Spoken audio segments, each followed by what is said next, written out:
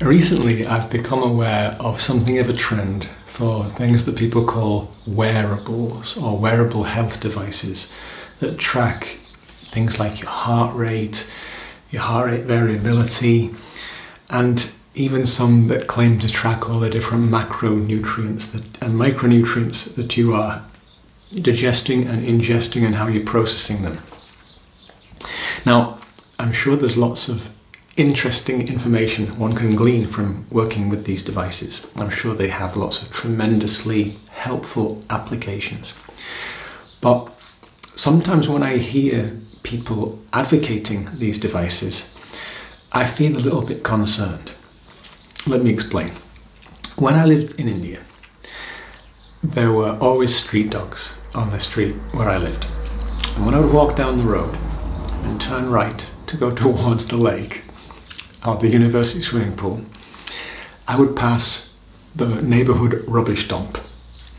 And usually when I would pass, there would be some dogs sniffing around, finding things that they could eat amidst all of this trash.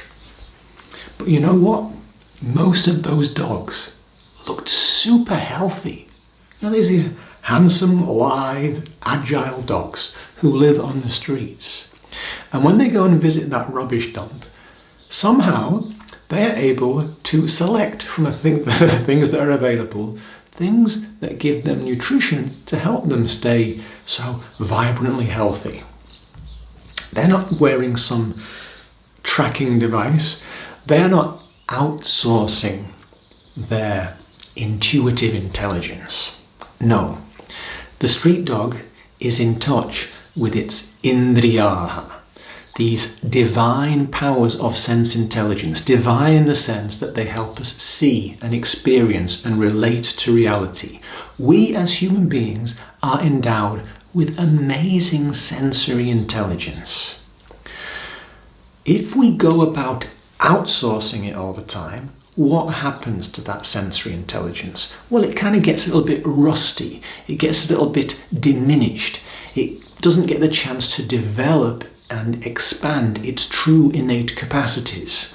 And so we see what happens. For example, a human who outsources so much of his or her movement, always taking a motor vehicle to travel around, over time, the bodily vehicle does not process junk so well. Somebody who's always walking and moving day in, day out, the body flushes toxins out much more readily than somebody who lives a very sedentary life. All this is to say, outsourcing at the expense of the exercise of our millennia evolved sense and action capacities, I'm not always sure it's a very sensible idea.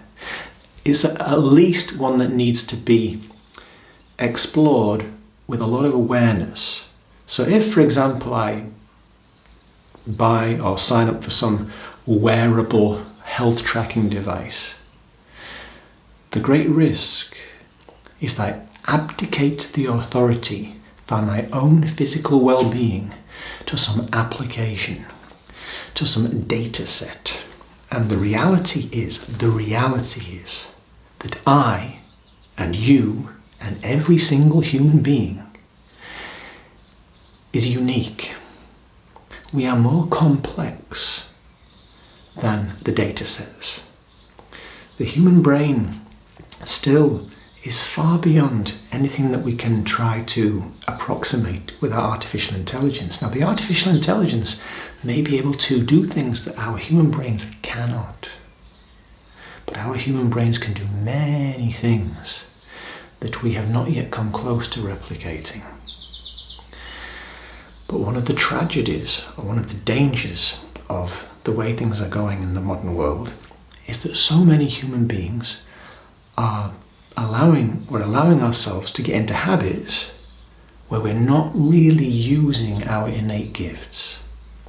So instead of a wearable that I rely on as some external thing I'm relying on, how about developing my own internal capacities? How about installing and weaving deep into the fabric of my own being, my own tracking device, my own awareness, to take care of myself and help my amazing millennia, eons-evolved bodily vehicle stay in a dynamic equilibrium that allows me to meet life with luster and vibrance and glowing health, just like a street dog. Really, are we dumber than street dogs that we need to outsource to find out if we feel okay, or if we've been eating enough, or if we're eating the right things? I just find this mind-boggling. We know when we are in balance. And if we practice, if we observe what we eat and how we respond, how we move, how our body feels, then in relatively short order of time, we can start to make more and more refined adjustments. And we empower ourselves to work with the eons-evolved natural equipment that we are endowed with as a human being to actually navigate reality in a way that affords us the type of balance that is a platform for greater skillfulness and greater joy in life, so we can actually drink deeper from the cup of life and come to fulfillment. Because that's one of the other dangers of outsourcing our intelligence. When we rely on an external data set or on somebody else, there's always the danger that we won't actually come to the fulfillment that is our deepest longing. Because if there are innate capacities within ourselves waiting for the opportunity to bloom, to grow, and become more deeply rooted so their benefits, their capacities can permeate the whole of our being, if we don't do that, will we ever really sleep in peace at the end of the day? Yoga, which has stood the test of time, which has been around for thousands of years, advocates that instead of relying on external sources, we remain open to them with discerning judiciousness and use them to help us develop our own authority, our own sovereignty. Because if we cross the line of relying too much on external sources, it will not be surprising if we do end up dumber than street dogs. If, however, we do walk that judicious line of being open to all sorts of new possibilities and new ways of looking and new ways of learning, then if we marry that with our discernment, we can deepen our own sovereignty and our own authority. But I think it's very sensible to interact with technologies that diminish our reliance on our own innate gifts to a degree that is perhaps less than optimal. Things that are really worthwhile in life don't always come very easily. But if we put in the work, the practice, we can train this bodily vehicle to really serve us very, very well. If we don't develop the vehicle and we rely on being carried along by other external things, I'm not convinced for one moment that that is a reliable method to advance ourselves as individuals and to continue our role as human beings to evolve our species to become more intelligent, more resilient, more adaptable.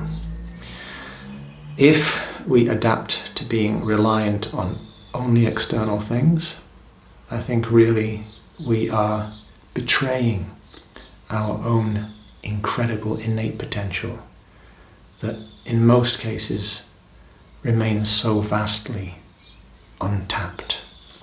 So yoga is about reclaiming our own sovereignty and developing our innate gifts in a sustainable way, interacting with all of the opportunities around us skillfully with discernment, but not